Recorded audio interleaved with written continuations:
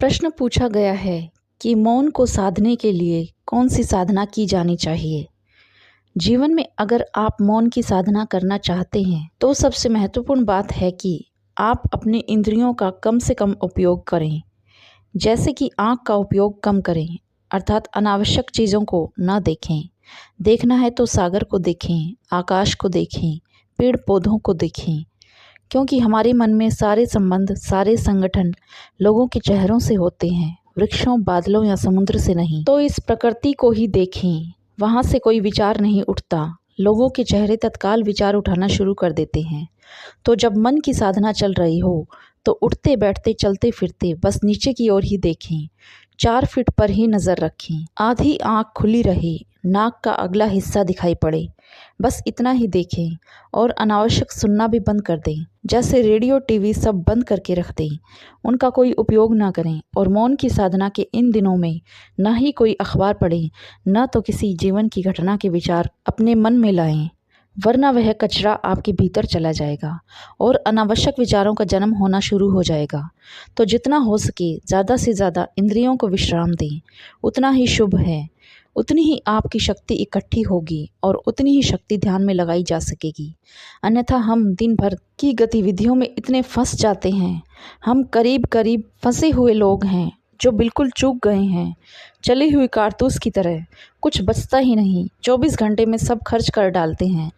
रात भर सोकर जो थोड़ी ऊर्जा इकट्ठी होती है तो सुबह उठकर ही अखबार पढ़ना, रेडियो टीवी देखना, व्यर्थ की चिंताएं और बस ऊर्जा का खर्च होना शुरू हो जाता है। अपनी एनर्जी को कैसे बचाया जाता है, हमें इसका कोई ख्याल ही नहीं है।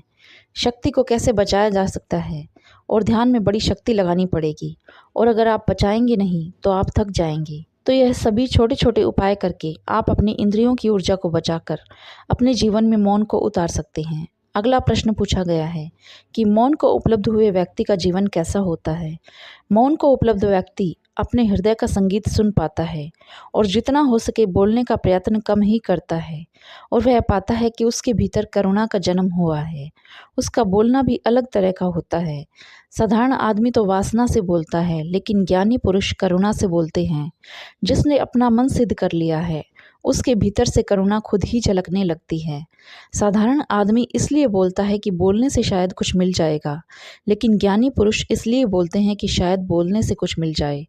तो जब मौन की साधना करते हुए ध्यान उतरता है, तब ध्यान की वीणा पर संगीत उठता है, मौन का फूल खिलता है और तब ही शास्त्र निर्मित होते हैं। तो जिनको हमने शास्त्र कहा है वे ऐसे महान पुरुषों की वाणी है जो वाणी के भी परे चले गए थे। जब भी कभी कोई वाणी के परे चला गया उसकी वाणी शास्त्र हो जाती है। जी हाँ, मौन में से ही शास्त्र निकलते हैं।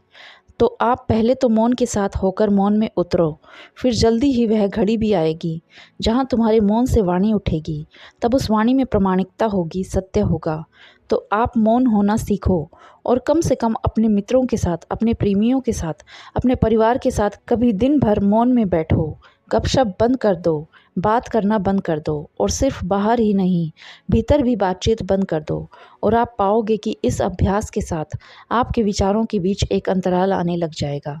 जैसे जैसे मौन बैठने का अभ्यास होगा वैसे वैसे विचारों के बीच का अंतराल बढ़ता जाएगा। बस आप अपने किसी मित्र के साथ, प्रेमी के साथ बैठ जाओ, कुछ मत करो, एक दूसरे के लिए बस उपस्थिति मात्र बन जाओ और शीघ्र ही तुम संवाद करने का एक नया ढंग बना लोगे। एक दूसरे तक आप अपनी बात पहुंचा सकेंगे और यकीन माने संवाद करने का यह सबसे उचित ढंग है।